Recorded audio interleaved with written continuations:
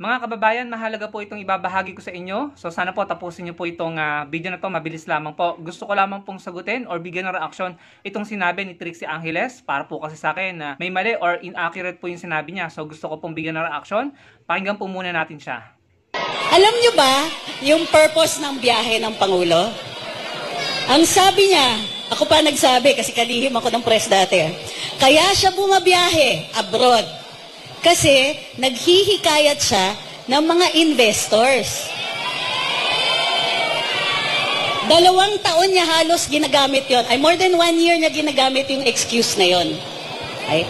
Sabi niya, para may mag-invest dito sa Pilipinas. Siya daw po yung salesman, punta sa ibang bansa, tapos maghihikayat siya ng mga magtatayo ng mga pabrika dito sa Pilipinas. Hanggang ngayon, anong taon na? 2024. Yung pangako, 2022. May isa, kahit isa lang, na pabrika na bago, na bunga ng mga pagbiyahe niya. Walang bagong trabaho na bunga ng biyahe ng Pangulong ito. Okay? Siguro naman pwede na tayong maningil, ano? Okay? Ilang bilyon ang ginastos sa dami ng biyahe. Pero, wala tayong nakikita na binunga ito. So, distab ba yung ginagawa natin? Hindi. Naniningil lang tayo. Ayun mga kababayan, narinig po natin ano, at gusto ko pong kontrahin yon. May papakita po ako sa inyo mga proof, no, para po suportahan ang aking pag-oppose or pag-kontra sa sinabi niya.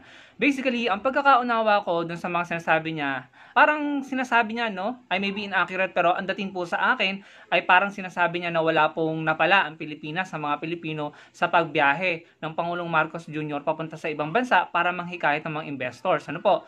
Yun po yung pagkakaintindi ko. And if I'm not mistaken, non-verbatim, sinabi niya walang mga bagong trabaho na bunga ng biyahe ng Pangulong ito. Yun po yung pagkakaalam ko na sinabi niya. Pwede niyo balikan para makuha niyo po yung accurate na word by word, verbatim na sinabi niya. Ano po? So yun po yung dating sa akin na parang pinapalabas niya or pinapamukha niya sa atin na wala tayong napala sa paggastos ng Pangulo para makapag-travel sa ibang bansa para manghikayat ng mga investors. No? So ipapakita ko po sa inyo yung mga proof, no, para kontrahin si Trixie. Para po sa akin, hindi po tama, hindi accurate yung sinabi niya. No?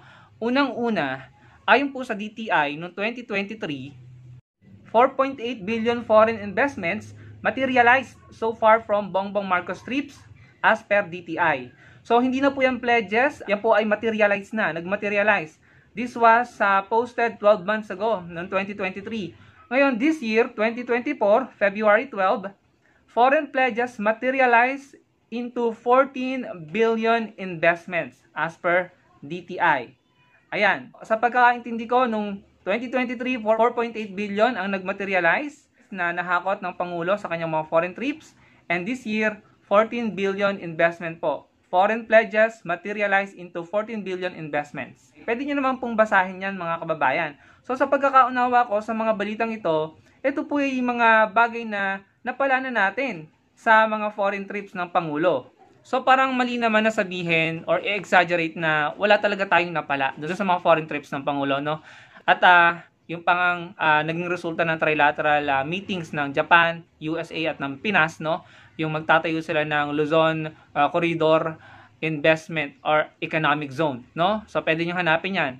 And I believe, yan po ay kasalukuyan ng itinatatag, no? So may mga nagmaterialize na. Kaya para sa akin, hindi naman tama, no, or nakakasama naman ng loob kung sasabihin na walang bagong mga trabaho na bunga ng travel ng Pangulong Marcos Jr. Ano? Ayun po yung pagkakaintindi ko sa sinabi ni Trixie. At parang ang dating nga po sa akin ay parang pinapalabas niya na wala tayong napala sa mga foreign trips ng Pangulong Marcos Jr. Ano po? Kasi nga, meron naman tayong napala. Bukod doon, sa panahon ng Pangulong Marcos, ito po, no, hindi ko na po na-double check or na-research kung siya ba yung nag-effort dito para ito pa yung maitatag. Pero siya po nag-inaugurate, no, kasama po siya sa inauguration ng pagbubukas ng pinakamalaking hotel sa Pilipinas. Ayan po, Mega World. No? Pwede nyo naman pong basahin yan.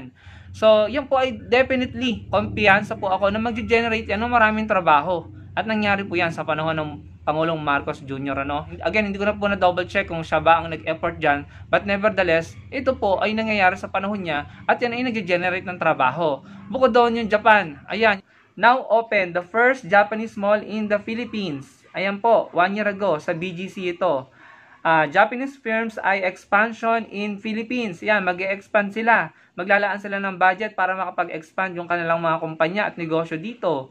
So sa madaling salita mga kababayan, may resulta naman po siguro yung pagtatrabaho ng Pangulo, no?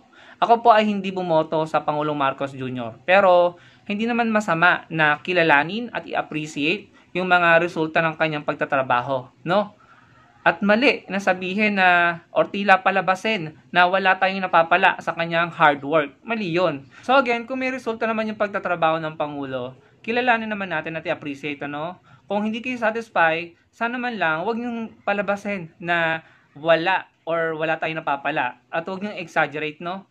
Ngayon, kung ayaw niyong kilalanin, ayaw niyong i-acknowledge, okay lang. Huwag nyo na lang po sanang palabasin na tila wala pong napapala ang mga Pilipino sa ginagawa ng Pangulo na panghihikayat ng investors, no? Maaring hindi ganun ka-boom or kadami, naniniwala ako na may dadating pa yan, no? Marami pang susulpot, kaya kailangan po natin talagang magsama-sama at sumuporta, no, sa mga magagandang ginagawa ng pamahalaan para na sa ganun ay mapagaan ng ating gobyerno ang kanilang trabaho. Kasi pag tulong-tulong po talaga tayo at sama-sama, bansa po talaga natin ang uunlad, no? So, dun sa sinabi ni Trixie Angeles, yan po ang aking sagot.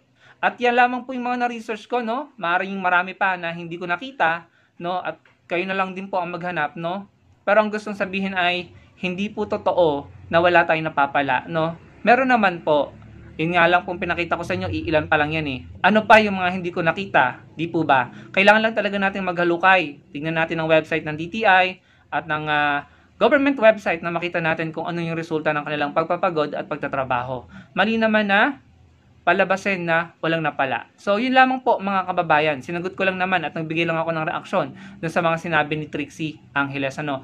Nasa sa inyo mga kababayan kung gugustuhin nyo na mas maraming makakita ng ating reaction, ng ating pagsagot kay Trixie, nang malaman ng mga tao na hindi totoo na wala tayong napapala sa pagtatrabaho ng ating pamahalaan or ng ating Pangulo. Meron po tayong napapala, no? Meron po tayong napapakinabangan. Kung gusto niyo pong maraming makakita ng video na ito at maraming makarinig, no, para malabanan yung exaggeration ng iba dyan, makakatulong po ang inyong pagla-like at ang inyong pagko-comment. At pwede nyo rin pong ibahagi, i-share nyo po ang ating video para mas marami pong makaalam ng aking mga sinabi, ng aking mga ibinahagi. Marami pong salamat sa panonood. Magkita-kita po tayo sa susunod kong video. Salamat po.